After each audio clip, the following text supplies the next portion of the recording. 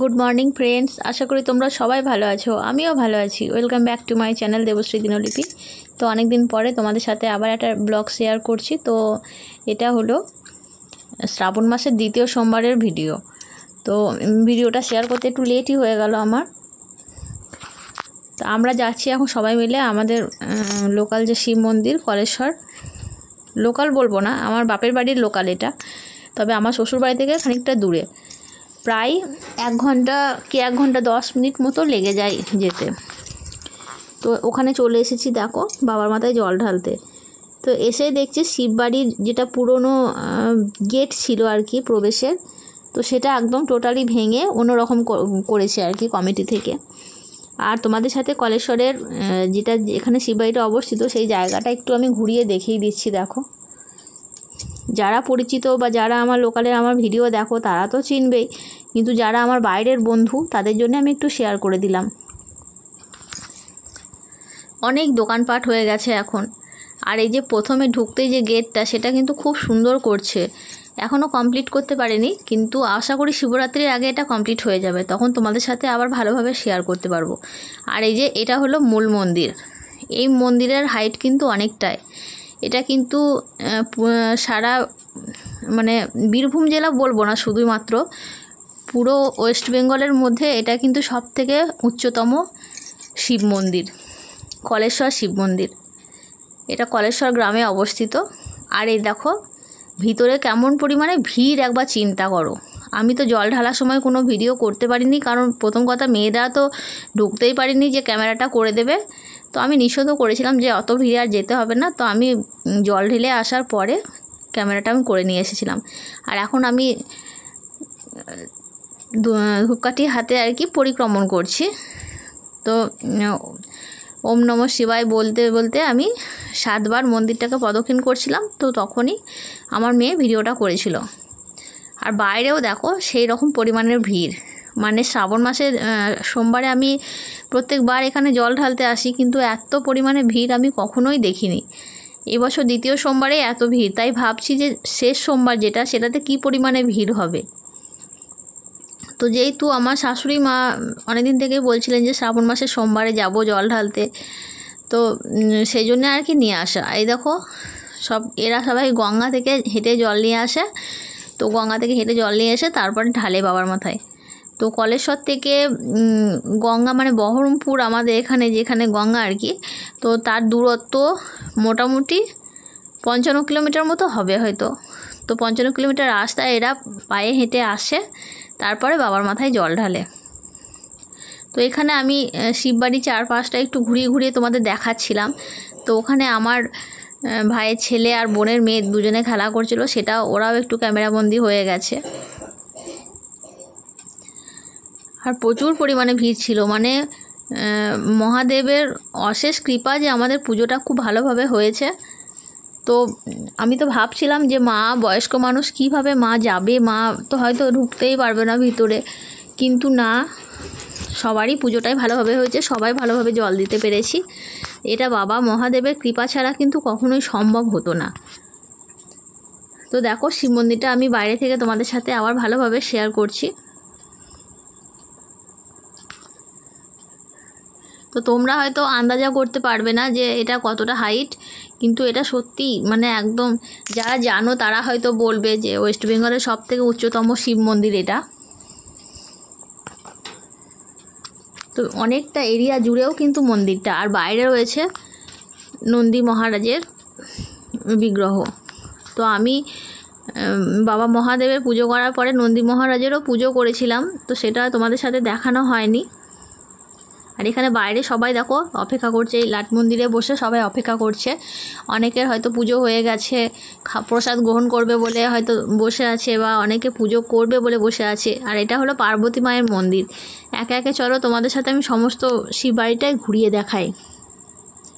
এটা হলো ষষ্ঠীতলা, মা ষষ্ঠীর মন্দির। আর এটা হলো বাবা মহাদেবের আর একটা লিঙ্গ, মানে শিবলিঙ্গ এখানে রয়েছে। তো এখানেও অনেকে জল টল ঢালছে, প্রণাম করছে। কিন্তু বাবা কলেশনাথ যেটা, সেটা আমি জল ঢেলেছিলাম। আর ওই যে পুরনো মূর্তিগুলো, ওগুলো শ্রাবণ মাসে সবাই জল ঢালতে আসে আর মূর্তিগুলোকে সাথে নিয়ে আসে, সেগুলোকে আর ফিরিয়ে নিয়ে যায় না, এখানেই রেখে দিয়ে যায়। আর এখন আমি যাচ্ছি সাধু বাবার আশ্রমের উদ্দেশ্যে। মানে বাবা দ্বারিকানাথের নাম হয়তো অনেকে জানো, দ্বারিকানাথ সাধু বাবা, তার একটা বিগ্রহ মূর্তি এখানে আছে। আর আমার এক মামা সেই মন্দিরের সেবায়িত, তো মামাকে বলেছিলাম যে আমরা তোমার ওখানে প্রসাদ খাবো, মানে সাধু বাবার প্রসাদ খাবো, ভোগ প্রসাদ। তো সেই জন্যে মামার সাথে দেখা করতে যাচ্ছি আর ওখানে একটু স্নান জল নিয়ে নেব। আর বাইরে দেখেছো কীরকম পরিমাণে লোকজন বসে বসে খাচ্ছে, মানে যারা জল ঢালা হয়ে গেছে উপসী, তারা এখানে খাওয়া দাওয়া করে মানে প্রসাদ গ্রহণ করে তারপর বাড়ি যায়। তো এখানে ওই শিবের প্রসাদ গ্রহণ করতে কিন্তু কোনো রকমের কোনো টাকা পয়সা লাগে না। এখানে ভান্ডারাতে অনেকে দান করেন, সেই দান থেকে কিন্তু সেই খাওয়ানো দাওয়ানোটা চলে। তো আমরা অবশ্য ভান্ডারা খাইনি, আমরা সাধু বাবার প্রসাদ গ্রহণ করেছিলাম। আর প্রসাদ গ্রহণে যেহেতু একটু দেরি ছিল, তাই মাঝে চলে গিয়েছিলাম আমার মামার বাড়ি, যেহেতু কলেশ্বরে আমার মামার বাড়ি। তো সেইটা একটা অন্য ভিডিওতে তোমাদের সাথে শেয়ার করব। আর আজকে শুধুমাত্র জল ঢালা ভিডিওটাই শেয়ার করলাম। তো বন্ধুরা, তোমাদের কাছে একটা অনুরোধ, পুরো ভিডিওটা দেখো, কেউ স্কিপ করো না।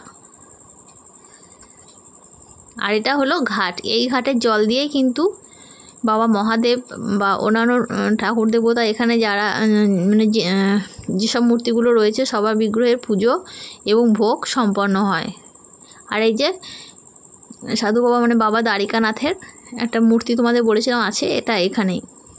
আর এখানে কিন্তু বিভিন্ন স্তোত্র লেখা আছে, যেগুলো মানে গুরু আর কি প্রণাম বলো বা বিভিন্ন স্তোত্র বলো, এখানে লেখা রয়েছে। এগুলো আমরা ওখানে পড়ছিলাম, কিন্তু ক্যামেরাতে হয়তো অতটা তোমরা হয়তো ভালো বুঝতে পারছো না।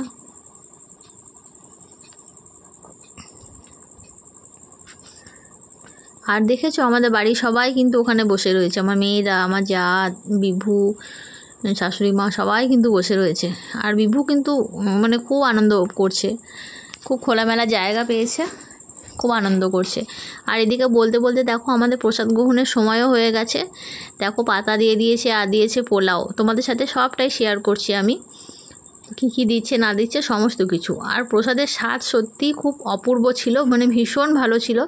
তোমরা যদি কখনো কলেশ্বর মন্দিরে কেউ আসতে চাও, তাহলে এই সাধু বাবার মন্দিরে প্রসাদ গ্রহণ করতে পারো।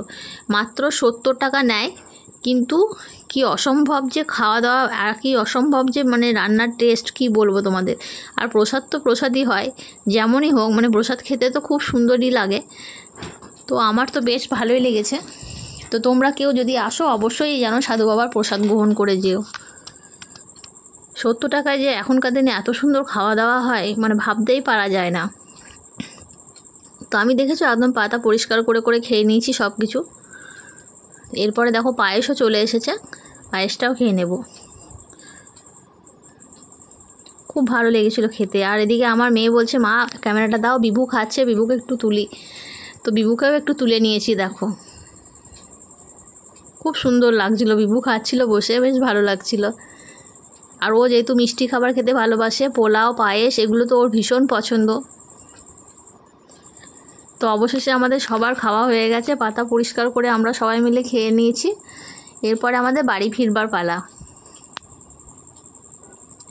তো দেখো এখন বাড়ি ফিরবার উদ্দেশ্যে চলে আসছি। আর মাঝে কিছু ফটো তুলে নিয়েছিলাম আমরা, তো ফটোগুলো আর এখানে শেয়ার করছি না, তাহলে ভিডিওটা অনেকটা বড় হয়ে যাবে। বড় হয়ে গেলে ভিডিও দেখা খুব সমস্যা হয়ে যায়, তো সেই জন্যে ফটোগুলো আর এখানে দিলাম না। তো যাওয়ার আগে তোমাদের সাথে আবার মন্দিরটা শেয়ার করছি। দেখো এখন ভিড় কিন্তু অনেকটা কমে এসেছে, আসলে তখন অনেকটা দুপুর হয়ে গেছে, তো প্রায় 1:30 মতো। তো জল ঢালার ভিড়টা কিন্তু অনেকটাই কমে গেছে। আর এদিকে আরও আছে মা কালীর মন্দির আর বাবা বজরংবলীর মন্দির, সেটাও তোমাদের সাথে শেয়ার করছি। এই মন্দিরগুলো কিন্তু বেশি দিনে তৈরি নয়, নতুনই তৈরি হয়েছে এগুলো।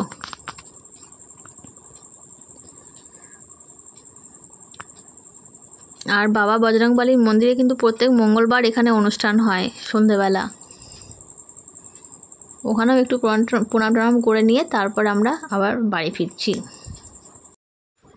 তো এখন দেখো বাড়ি চলে এসেছি। আর এটাও কিন্তু ভয়েস দিয়েই করেছিলাম, জানি না ভিডিওটা কিভাবে মিউট হয়ে গেছে।